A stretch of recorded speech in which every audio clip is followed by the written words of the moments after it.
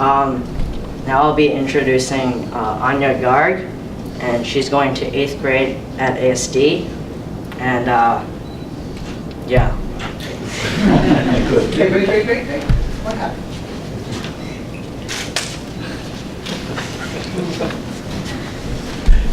Hello everyone. Can you go back a little bit, please? Thanks. Hello everyone, my name is Aania Garg and I am going into 8th grade at the Academy for Science and Design this fall. I would like to thank Kendall for his inspirational speech about DI and for introducing me. Before I begin, can everyone hear me all right? Yes. Today I will be talking about cell phones. More specifically, I will be talking about the history of the cell phone, what phones can do for us, and finally, impact of phones on our daily life. Going on to my first point, our phones are probably the most important things throughout our entire life. The improvement of technology has come such a long way in the last 40 years.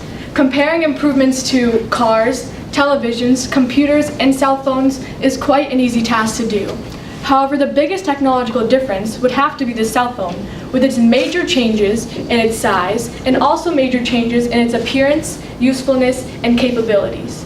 Even in just the last few years, there have been many changes to the cell phone, but comparing the first cell phone to today's is like comparing the life of a hobo to the president.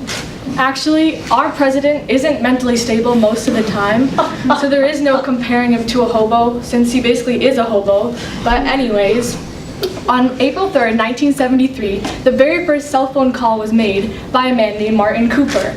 Martin was using a Motorola Dynatac 8000X, or as most people know it now as, the very first cell phone.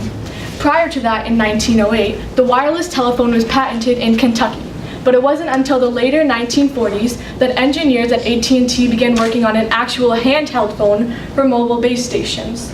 Little did AT&T know that their invention would be something that changed everyone's lives forever.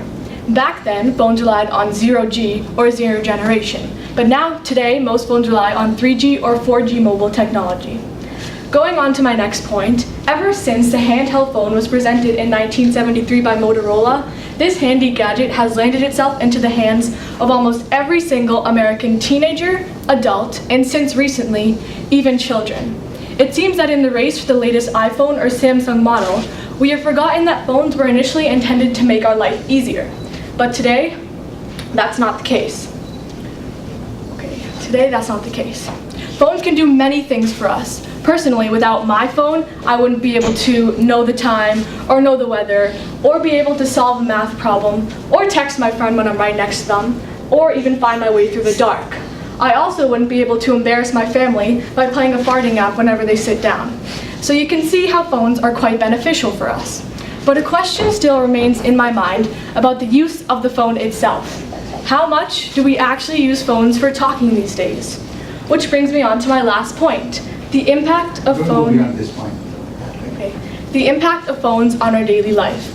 First, I will start off with the positives: communication, entertainment, and educations. With phones, we can communicate with anyone from anywhere at literally any time that we want to. Phones have also become an unlimited source of entertainment for us. They not only allow us to communicate with people, but they keep us entertained by letting us play games, listen to music, watch TV, or do anything we want to.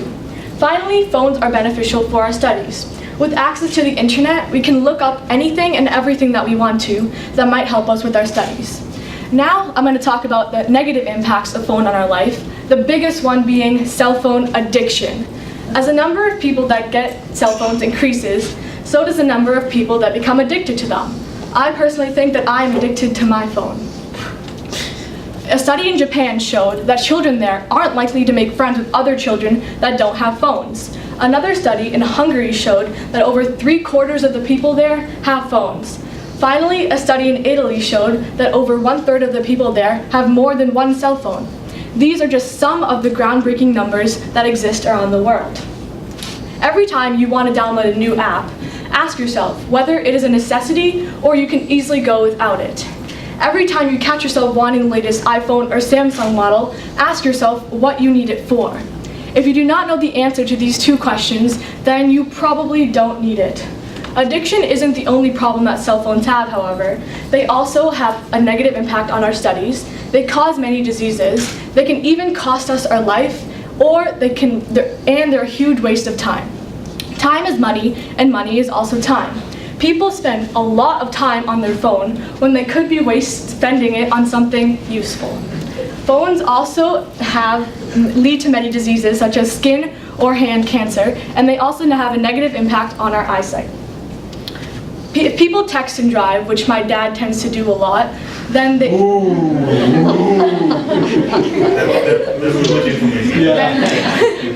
then it can even cost people their life, which probably will not help you at all.